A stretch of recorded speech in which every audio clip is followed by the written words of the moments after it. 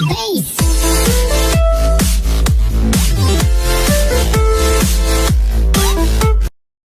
पे अपना गुजर बसर करना पड़ रहा है।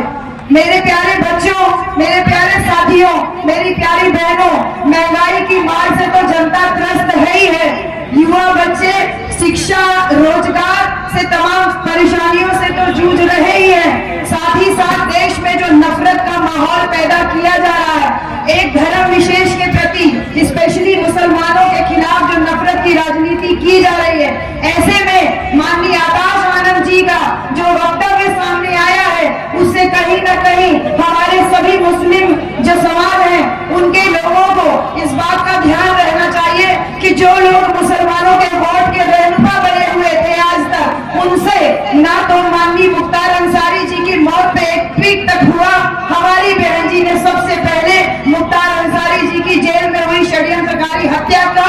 की निष्पक्ष जांच की मांग की, और साथ ही साथ अभी कुछ ही दिन पहले माननीय आकाश आनंद जी जो हमारे राष्ट्रीय कोऑर्डिनेटर साहब हैं, आपने एक इंटरव्यू के दौरान ये कहा कि मंदिर बन गया बहुत अच्छी बात है, लेकिन जिस दिन बाबरी मस्जिद बनेगी उस दिन सबसे पहले अगर आगे कोई खड़ा होगा तो बहुजन समाज पार्टी का ये सिपाही खड़ा होगा।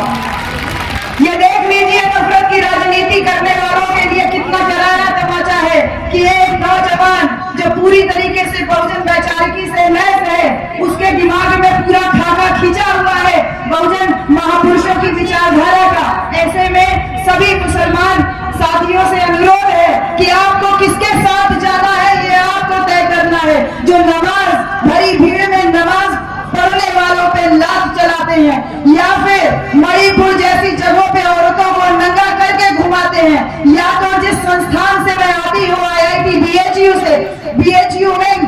बंदूक की नोक पे औरतों के साथ में जिस तरीके से जुल्म और जाति छात्राओं के साथ में हो रही है, आप उनके साथ में हैं। या फिर जो पहलवान लोग, जो हमारी महिला पहलवान लोगों ने जिस प्रकार से आरोप लगाया, पूरे कुश्ती संघ का जो मुख्य पदाधिकारी था, आपको तय करना है कि आप किसके साथ में हैं। ये चुनाव आम चुनाव नहीं है, ये जीवन और अस्तित्व का चुनाव है, ये अच्छाई और बुराई का चुनाव है। आपको तय करना है कि आपको बहन कुमारी मायावती जी के शासनकाल में जो बड़े बड़े कार्य हुए, शिक्षा के क्षेत्र में जो उपलब्धियां हुई, सबसे बड़ा महत्वपूर्ण कार्य शेख मोइनुद्दीन चिश्ती उर्दू अरबी फारसी विश्वविद्यालय की स्थापना करके हुआ, जो आज तक उसके बाद की सरकारों द्वारा कभी घोषणा तक नहीं की गई। आपको तय करना है कि देश का 18% मुसलमान, स्पेशली आजमगढ़ की बात हम करते हैं, आजमगढ़ का 18% मुसलमान अगर इकट्ठा होकर के वोट कर दे तो किसी माई के लाल में दम नहीं है कि वो आपको शासन सत्ता से बाहर कर सके। इसलिए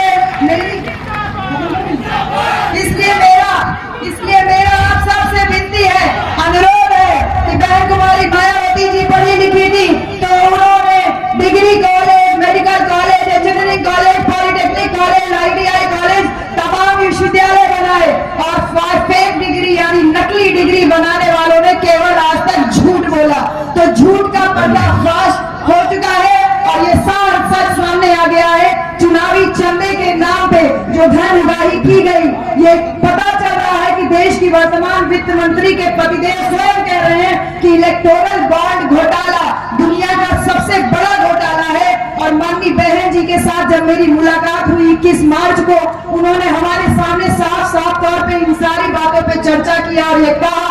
कि अगर पूंजीपति लोगों से आप सहारा लोगे तो उनको आपको उनका इशारा मानना पड़ेगा। हमारी बहन जी ने अकेली ऐसी पार्टी है बहुजन समाज पार्टी, जिसने किसी भी पूंजीपति धरना सेठ से 1 रुपया कभी चंदा नहीं लिया, तो उनका पैसा नहीं लिया तो उनके इशारे पे काम नहीं करती है। ऐसे में सर्व समाज के लोगों से यही अनुरोध है कि 1950 में जो बाबा साहब डॉक्टर अम्बेडकर संविधान बना के गए थे, वही संविधान बहुजन समाज पार्टी का मैनिफेस्टो है और वही भारत के संविधान को 100% लागू करने के लिए कटिबद्धता है बहुजन समाज पार्टी की मुखिया बहन कुमारी मायावती जी की। और आज मैं, जब मुझे अवसर मिला है इस्लामगंज लोकसभा में प्रत्याशी के रूप में आपको संबोधित करने का, तो समस्त जनता से यही अपील करूंगी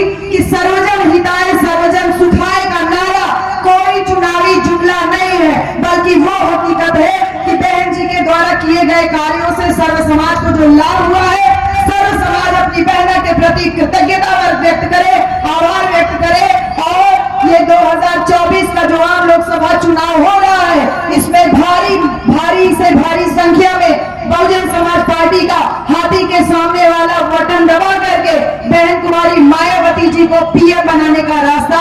साफ करे।